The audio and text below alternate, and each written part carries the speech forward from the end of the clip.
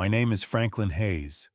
Most folks call me Frank, and I'm 63 years old. For nearly 40 years, I worked the rail yards outside Harrisburg, foreman on the night shift. I never earned big money, but I earned steady money, and every month I tucked some away. My wife, Sharon, used to call me the ledger man. Even after she passed, I kept my routine: paycheck, pension contributions, notes written in neat columns inside thick black books. I built my life around discipline. That discipline paid off. By the time I retired, I had $520,000 saved across my retirement accounts. That money wasn't just numbers. It was proof that all those nights of sweat and busted knuckles meant something.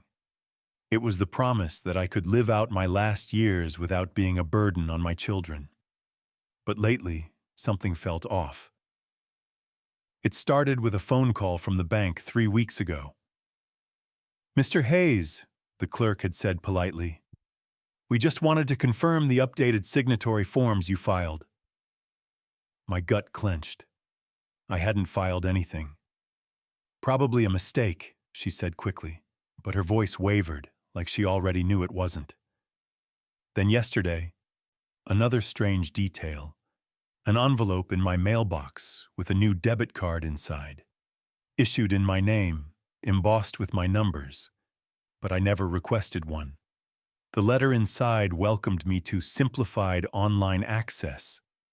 I sat at my kitchen table holding that shiny piece of plastic, the late afternoon light glinting off it. For the first time in my life, my steady numbers didn't feel steady anymore. And when I turned the card over, I noticed something that made my stomach knot tighter. Someone had already signed the back. My name, but not in my handwriting. Thanksgiving at my son Eric's house should have been a comfort. He and his wife, Donna, had just bought a sprawling place on the edge of town. Marble countertops, polished hardwood floors, the kind of house that screamed money. I tried to be proud, but the whole evening felt staged, like they were showing off more than celebrating. Dinner was loud, glasses clinking, kids darting underfoot. Halfway through the meal, Eric stood up, raised his wine glass, and tapped a spoon against it. "A toast," he said, his grin wide, "to new beginnings, to family, and to making smart choices with the future." Everyone clapped. Donna leaned into him, glowing with pride. Then Eric looked right at me. "And to Dad," he added, voice dripping with cheer. Finally learning to let go of the numbers and trust his kids to take care of things. Laughter rippled around the table. I froze with my fork halfway to my mouth. "What's that supposed to mean?" I asked, keeping my tone even. He winked, then reached into his jacket pocket. From it, he pulled a crisp document, folded neatly in thirds. He laid it on the table beside my plate. "Don't worry, Dad. We've got you covered. This just makes things easier." I unfolded it slowly. My heart hammered. Power of attorney, granting Eric full control over my finances. At the bottom, a shaky version of my signature. My daughter Claire frowned. "Dad, did you already sign this?" I shook my head. My throat felt dry. "No, I did not." Eric chuckled, waving a hand. "Come on, Dad. Don't get defensive. We're just simplifying. Nobody wants you stressing over bank forms in retirement." But I couldn't pull my eyes off that forged signature. My own son, laughing with a glass of wine, sliding away the life I had worked for. And when I looked up, he was still smiling. "This is just the beginning," he said quietly, almost like a promise. After the plates were cleared, I followed Eric into the kitchen. The hum of the dishwasher filled the silence while he poured himself another drink. "Tell me straight," I said, holding up the folded power of attorney. "Where did this come from?" He didn't flinch, just sipped his wine and set the glass down. From you, Dad. You signed it last week. Maybe you don't remember. My chest burned. Don't play me like that. I know my own hand. That signature's a fake. Eric leaned on the counter, casual as a cat. Look, it's no big deal. Everyone knows you've been slipping, forgetting things. Donna worries about you. Claire worries too. I'm just making sure nothing falls through the cracks. I slammed the paper down on the counter. Slipping? I've been keeping ledgers since before you were born. My books are straighter than any banker's. You think you can erase me with one forged page? His expression hardened, the mask slipping for just a second. Don't make this harder than it has to be. The money's better off in my hands. You don't even know what's already gone. The words hit like a fist. Already gone. I stepped closer, my voice low, shaking with rage. What did you do, Eric? He smirked. Why don't you check your balance and see for yourself? The clatter of silverware made us both turn. Claire stood in the doorway, eyes wide, hands trembling. Dad, she whispered. I forced my breathing steady. Go back to the table, Claire. This isn't over. Eric gave a mock toast with his glass. It never is with you, Dad. But this time, you're out of your league. I walked out of that kitchen before my fists did the talking. His words followed me like smoke. You don't even know what's already gone. The next morning, I drove straight to the bank, binder of old pension statements tucked under my arm like armor. The clerk, a young woman with nervous eyes, pulled up my account. Her face shifted from professional smile to tight discomfort. Mr. Hayes, she said carefully, your retirement balance is currently $34,000. I gripped the counter to steady myself. That's impossible.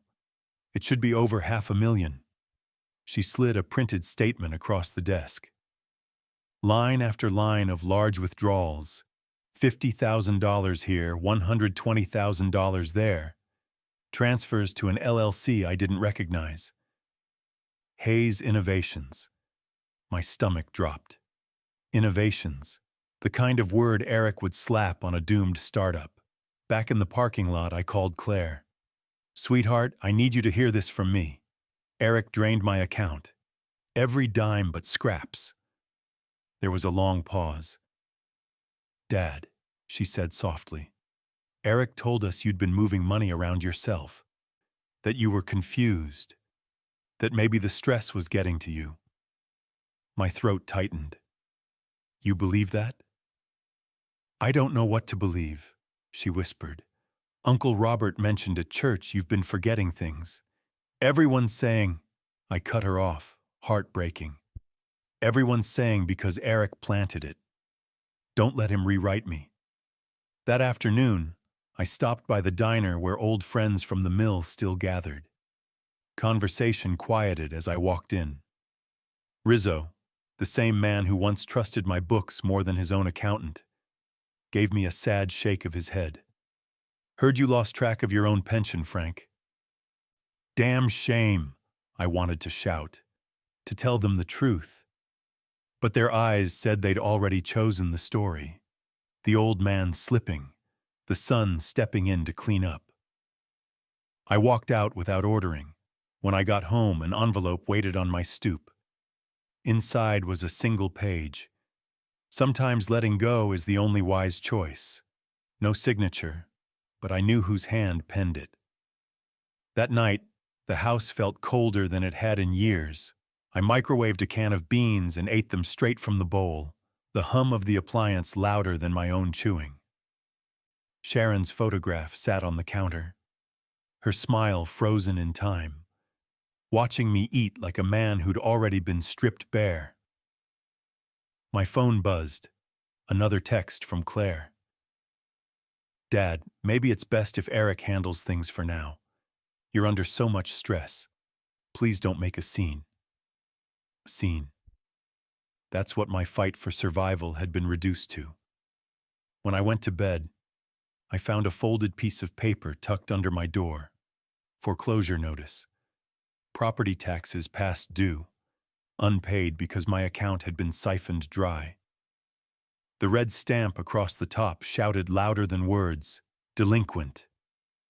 I sat on the edge of the bed, paper trembling in my hands, and felt the weight of everything pressing down. The steady life I had built, gone. My daughter doubting me, neighbors whispering, my son parading as the savior. At 3 in the morning, I woke drenched in sweat from a dream where I was shouting numbers into a void while faceless voices laughed. I stumbled to the kitchen, opened the ledger, and stared at the rows of neat handwriting. My hand traced each figure, but for the first time ever, I wondered if maybe I really was the crazy old man Eric painted me to be. I closed the book and pressed it to my chest. "Tell me I'm not losing it, Sharon," I whispered into the dark. But only silence answered. The next morning, I shuffled to the mailbox, expecting another bill I couldn't pay. Instead, I found an envelope from the pension board. Inside was a form letter, dry as dust. Notification of beneficiary update. My beneficiary had been changed from Claire to Eric and Donna. That was the match. I read the line 3 times, my hands trembling. Not with weakness, but with anger sharp enough to cut steel. Eric wasn't just stealing money. He was rewriting my legacy, erasing Claire, erasing me, making sure even in death I'd be remembered as the man who couldn't handle his own accounts. I slammed the letter down and pulled my old Union phone book off the shelf. I hadn't called Pete Donnelly in years. He'd been a shop steward back in my mill days, now worked compliance at a regional bank. The kind of man who knew where paper trails went to hide. He picked up on the second ring. "Frank, thought you were dead." "Not yet," I said, my voice steadier than it had been in weeks. "But someone's trying to bury me alive, and I've got ledgers to prove otherwise." Pete whistled low. "You've still got the books?" "Every page since '82. There was a pause, then his voice turned hard. "Bring them tonight." For the first time since Thanksgiving, I felt a spark, small but real. I wasn't the confused old man Eric painted me to be. I was still Frank Hayes, the ledger man, and numbers were my weapon. I packed the ledgers into a battered duffel bag, their weight heavy but righteous. Sharon's photo watched from the counter. I touched the frame gently. "You always said the paper trail never lies. Let's see if it can still save me." When I zipped the bag shut, I felt something I hadn't in weeks. Resolve. Pete's office was a cramped second-floor space above a laundromat, smelling of paper and coffee. He spread my ledgers across his desk, running a finger over my neat columns. "Frank, these are cleaner than half the audits I've run. You weren't slipping. You were set up." Hearing it said aloud steadied me. "Then we prove it." We broke it down step by step, like a night shift job at the mill. Step 1. Verify the forged documents. Pete knew a handwriting analyst who owed him a favor. We'd get certified proof that the Frank Hayes signature on the power of attorney wasn't mine. Step 2. Track the transfers. Pete pulled up wire records and froze when he saw the destination. Hayes Innovations, LLC, registered 2 months ago under Donna Whitmore, my daughter-in-law's maiden name. Step 3. Witnesses. "Stories stick because people repeat them," Pete said. "You need folks who've been told you're losing it. Show them the proof, one by one, until the story cracks." I scribbled it all in a notebook. Each step underlined twice. Proof, transfers, witnesses. Finally, step 4, exposure. Pete leaned back, eyes sharp. "You don't just clear your name in private, Frank. You drag him into the light. Public, undeniable. Court, media, family gathering. Whatever hurts him most. You up for that? I thought of the foreclosure notice, Claire's text calling me a burden, the neighbors whispering about dementia. My hands tightened on the pen. I'm up for it. Pete slid a folder toward me. Inside were request forms for certified bank copies. This is the first hammer. Once we've got those records, Eric can't spin it as a joke or a slip. He's done. I zipped my duffel shut. For the first time, I didn't feel like a man waiting to be erased. I felt like a man with a blueprint. As I left Pete's office, the laundromat machines rumbled below like steady engines, a sound of work, a sound of promise. And in my gut, I knew.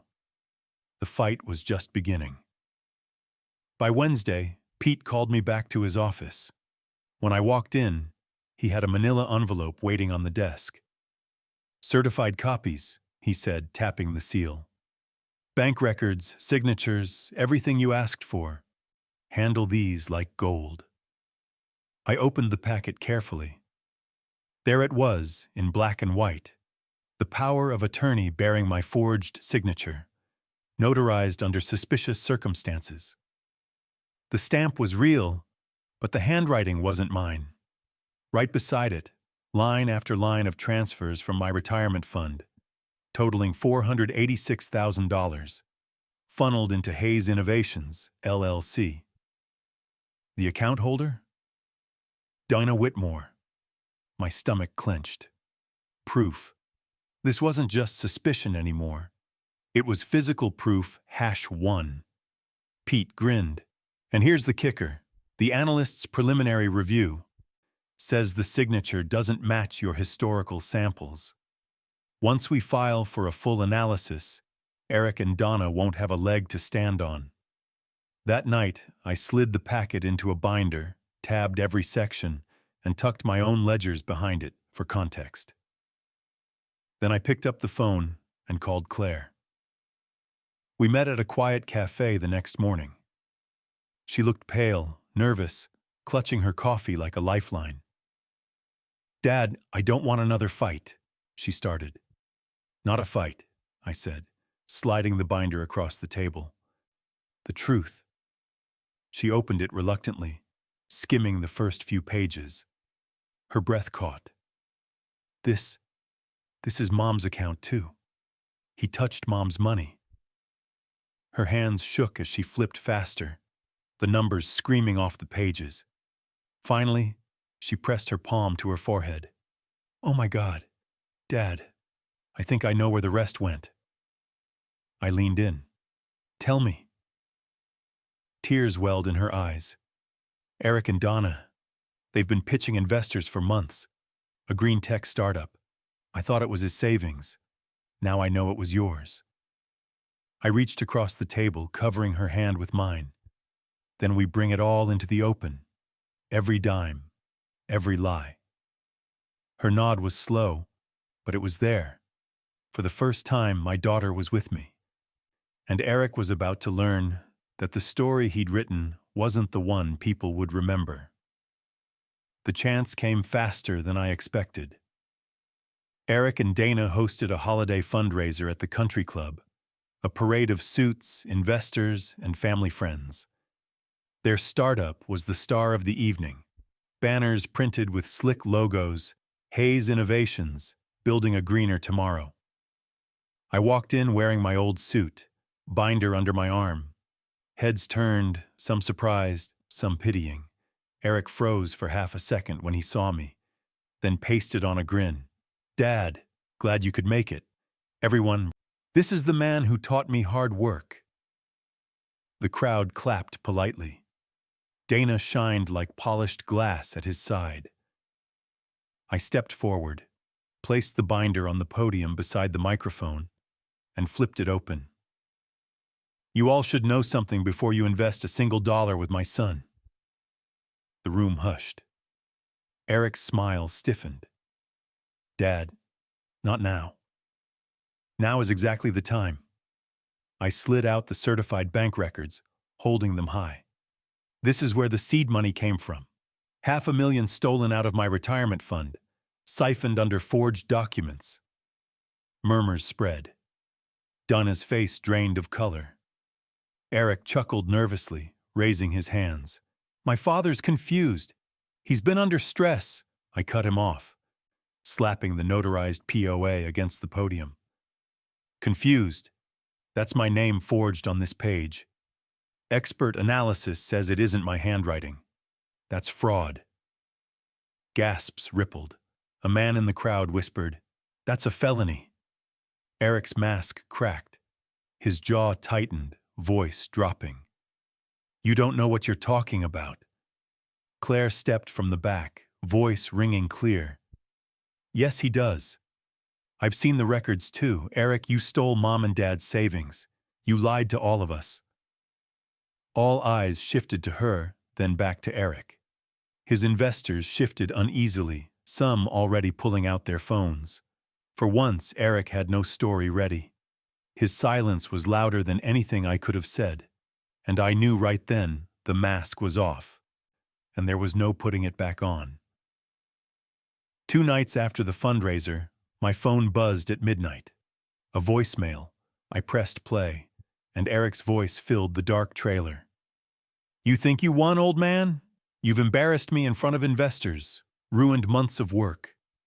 But listen close. If you keep this up, I'll make sure you're declared incompetent. I'll drag you into court, put you through evaluations, and when the judge hears you rant about ledgers and conspiracies, they'll lock you away. I'll be in control no matter what. Stop now, or I'll bury you. His voice dripped venom. For a moment, my chest felt hollow. But then I remembered. The binder wasn't just papers anymore. It was a wall he couldn't climb. The next morning, I took the voicemail straight to Pete's office. He played it twice, shaking his head. He just threatened elder fraud on a recorded line. This is dynamite, Frank. But Pete wasn't the only one listening. Sitting in the corner was an old face I hadn't seen in years. Detective Marquez, retired from the county force, now working part-time for compliance investigations. Pete had called him in. Marquez leaned forward, eyes sharp. I've known you since the mill strikes, Frank. You've always been steady. This voicemail, plus those records, that's enough to open a case. And if Eric thinks the courts will side with him, he's in for a rude awakening. I felt a weight lift. For the first time, I had not just paper, but people standing beside me. Witnesses, allies. Eric thought he could paint me as the senile old man shouting at shadows, but now his threats were the shadows, and I had light. Marquez slid me a card. Next step, we stack everything, documents, ledger entries, audio files. Build a case that'll crush him. When it breaks, it'll break fast. I nodded, gripping the card tight. Eric had declared war, and with men like Pete and Marquez beside me, I wasn't just fighting back. I was about to finish it. The handwriting analysis came back the following week. Pete slid the sealed envelope across his desk like it was a verdict. I tore it open with shaking hands. Conclusion: signature on power of attorney, dated October 14th, is inconsistent with known samples of Franklin Hayes. Probability of forgery, 99.2%. I let out a long breath I didn't know I'd been holding. Physical proof, #2. But Pete wasn't finished. He pulled up another document, a bank audit, triggered by my complaint. Look here, he said, tapping the numbers. Transfers to Hayes Innovations account total $520,000. From there, funds were immediately dispersed. Luxury SUV purchase, down payment on a house in Donna's name, and overseas wires flagged as suspicious. This isn't sloppy bookkeeping. This is calculated theft. My throat burned. They didn't just gamble my money. They spent it like it was theirs from the start. Pete nodded grimly. And that audit is admissible in court. Later that night, Claire came by my trailer. I spread the documents across the table. Her hands flew to her mouth. It's all here, every cent. Dad, they can't talk their way out of this. Her eyes hardened. I'll testify. I'll tell the judge exactly what Eric said at Thanksgiving, what he's been telling everyone about you. No more lies. The next day, Marquez joined us. He leaned over the paperwork, the ex-cop's eyes sharp as knives. With this, we've got him pinned. Fraud, forgery, elder exploitation. He's boxed in. The only question now is how public you want this to be. I looked at Sharon's photo on the counter, then at my daughter standing tall beside me. My voice was steady. Public. He humiliated me in front of family and neighbors. Now it's his turn. For the first time, Eric's story was crumbling. The man who'd painted me as weak was about to be painted as what he truly was, a thief in a suit. And once we stepped into court, there'd be no place left for him to hide. The county courthouse was packed the morning of the hearing. Word had spread. Neighbors, investors, even a few men from the mill filled the benches. Eric walked in with Donna at his side. Both dressed sharp, their lawyer carrying a briefcase. He looked calm, but I caught the twitch in his jaw when he spotted the binder in my hands. The judge called us to order. Eric's lawyer opened with a polished speech. Mr. Hayes has been under strain since his wife's passing. His memory lapses are well documented. The power of attorney was signed voluntarily for his own protection. I stood when it was my turn. Your Honor, I said, sliding the certified documents across. That signature was not mine. The judge examined the handwriting report. 99% probability of forgery, he read aloud. The room buzzed. Pete stepped forward with the bank audit. Here are the transfers. $520,000 moved into an LLC registered to Dana Whitmore. Funds used for personal purchases and overseas wires. Eric's face went pale. He whispered furiously to his lawyer, who tried to object, but Marquez stood, playing the voicemail on speaker.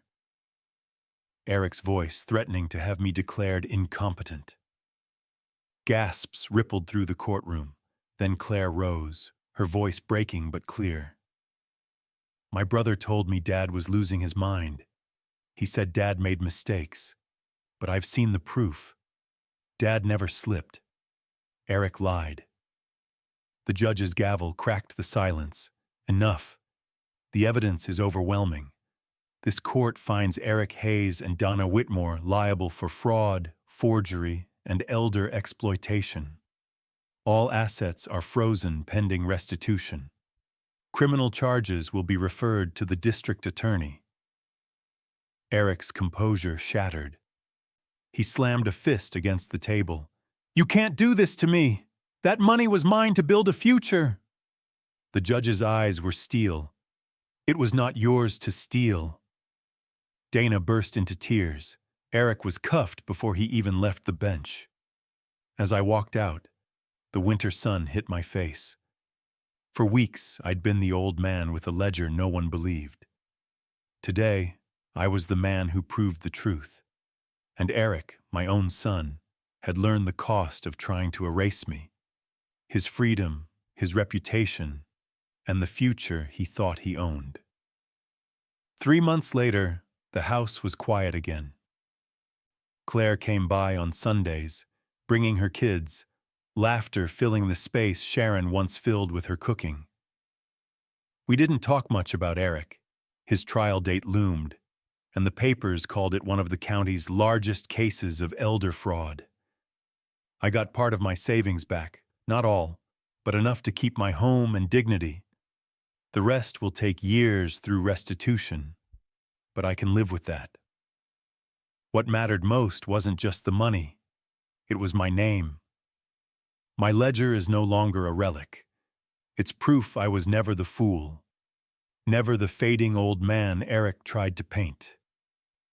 When I walk through town now, people nod, shake my hand. Call me Mr. Hayes again, instead of whispering about dementia. And Claire, she looks at me the way a daughter should look at her father, with pride. If you've listened this far, thank you. Tell me in the comments, what would you have done in my place? And don't forget to subscribe to Revenge Stories Men U60 USA, because stories like mine deserve to be heard.